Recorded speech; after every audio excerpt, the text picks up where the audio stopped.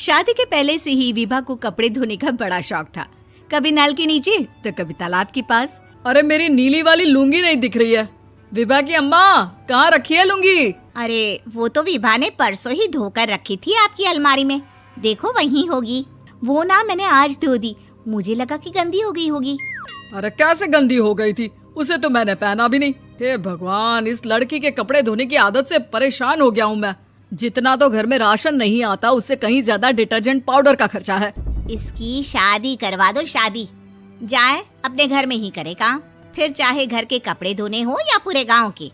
हाँ ठीक बोल रही हूँ, देखता हूँ मैं कोई लड़का। वो दिन भी आ जाता है जब विभा को देखने लड़के वाले आ जाते हैं। लड़की मुझे अच्छी लगी। होने वाली सास कहती है, बेटी अगर कुछ पूछना है तो पूछ लो। वैसे तो हमारी लड़की बहुत ही शर्मीली है, जो बोल दो वो मान लेती है, इसे क्या पूछना होगा। अरे कैसी बात कर रही हो माँ, मुझे इन लोगों के घर रहना है, सवाल तो कई है।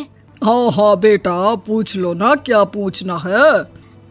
आप लोगों के घर कपड़े कौन धोता है? सास का मुंह बन जाता है। देखो, अगर तुम ये कहना चाहती हो कि तुम्हें कपड़े धोने नहीं आते तो सुन लो, कपड़े मैं ही धोती हूँ, लेकिन तुम्हारे आ जाने के बाद मैं रुमाल तक नहीं धोऊंगी। अरे चुप रहना भाग्यवान, बहू बेचारी घर आई नहीं, उसे डराना शुरू कर दिया। वो क्या है ना बिटिया, अभी तक तो ये कल्लू की माँ ही धोती थी, लेकिन अब तुम्हारे पापा तो दहेज में वॉशिंग मशीन देंगे ही। तभी विभा की माँ बोल पड़ती है, सवाल भी पूछा तो क्या। वैसे भाई साहब, मशीन की तो फिर भी कपड़े धोने की कैपेसिटी होती है। मतलब जो बिटिया दे रहे हैं ना विभा, इसे कपड़े धोने का बहुत शौक है। ये आप लोगों के क्या, आस पड़ोस गांव मोहल्ले सबके कपड़े धो दे और उफ तक ना करे। बाहर देखा नहीं आपने कितने कपड़े सूख रहे हैं, सब हमारी बिटिया ने ही तो धोए हैं। बस भी करो ना माँ, शर्म आ रही इतनी तारीफ सुनकर। और तो और एक दाग निकाल कर दिखाओ तो मान जाऊं। हाँ अच्छा, माफ करना बेटा, मैंने गलत समझा। हमें तो रिश्ता बहुत पसंद है। और ऐसे जुड़ जाता है रिश्ता कपड़े धोने का शौक रखने वाली विभा का। उसकी शादी हो जाती है कोयला फैक्ट्री में काम करने वाले कल्लू के साथ। शादी के बाद अचानक विभा चिल्लाती हुई सास के पास आती है। सासू माँ, अरे सासू माँ कहाँ है आप? ये तो धोखा है, धोखा दिया आप लोगों ने मुझे। इसे ससुर के चक्कर के बारे में पता चल गया। अरे तो उसमें तुझे क्यों धोखा मिला है? अरे नल में पानी नहीं आता, कपड़े कैसे कब धुलेंगे? अच्छा, तू पानी नहीं आ रहा उसकी बात कर रही है। तो आपने क्या सोचा? कुछ नहीं।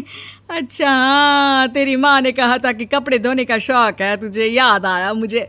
शौक बोलकर कपड़े धोने वाले मेरे जुनून को कम ना आके सासू माँ, कपड़ा धोना मेरा गुरूर है। तभी पति भी वहाँ आ जाता है। अभी मैंने इसे सनी देओल की फिल्म दिखाई है, उसी के डायलॉग मार रही है माँ। अच्छा सुन, साफ साफ बता रही हूँ, पानी सुबह 4 से 6 और शाम को 10 से 12 आता है, समझी? विभा टाइमिंग सुनकर हैरान हो जाती है। ये क्या भूतों का मोहल्ला है? सुबह 4 बजे उठकर कौन कपड़े धोता है? 4 बजे टंकी में पानी जाता है, फिर सारा दिन धोना ना, किसने मना किया? अरे कैसी बात कर रही हैं? 200 लीटर की टंकी में कितने कपड़े धो लूंगी मैं, सुबह ही उठ जाऊंगी मैं। अब क्या था, विभा सुबह 4 से लेकर रात के 12 बजे तक कपड़े ही धोती रहती। एक रोज सास पड़ोस से निकलकर कहीं जा रही होती है कि साथ वाली कहती है, हाँ कल्लू की माँ, जरा ये बताओ कि 2 साड़ी है, 2 ब्लाउज और एक पेटीकोट और एक नाड़े वाला लंबा कच्छा। हाँ तो? अरे तो क्या, कितना लोगी धुलाई ये बताओ। धोबन दिख रहे हैं हम क्या? हमारे पति सरकारी नौकरी से अभी रिटायर हुए हैं और बेटा सुपरवाइजर है कोयला फैक्ट्री में। धोबन समझ रखा है हमें? हाय रे कल्लू की अम्मा, माफ कर दो, वो तो मोहल्ले में यही सब बता रहे थे कि तुमने बहू को कपड़ा धुलवाने के काम में लगा दिया है। सास को पड़ोसन की बात सुनकर गुस्सा आ जाता है। वो घर पहुंचती है जहां घर के बाहर ही इतने सारे कपड़े सूख रहे होते हैं जितने कि किसी धोबन के घर पर। अरे ओ कल्लू की दुल्हन, बाहर निकल। माँ जी यहीं आ जाओ, बाथरूम में चादर धो रहे हैं हम। अरे अभी हम धोते हैं, तुमको बाहर निकलो। ये आस पड़ोस वाले बोल रहे हैं कि हम बहू से कपड़े धुलवा कर उसे कपड़ा धोने वाली बना दिए हैं।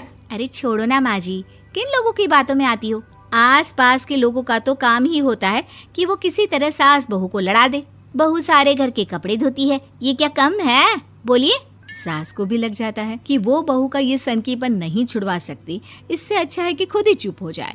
एक रोज सास और बहू मंदिर जाते हैं, जहाँ सास की साड़ी वहाँ खड़ी भीख मांगने वाली से मिलती है। माँ जी क्या बात है, आपकी साड़ी उस भिखारन से कितनी मिल रही है ना? हाँ हाँ देखो तो, दोनों की साड़ी मिल रही है। क्या बात है कल्लू की अम्मा, तुम खुद को तो अफसर की बीवी बताती हो और ऐसी सिंपल सी प्लेन साड़ी पहनकर घूमती हो।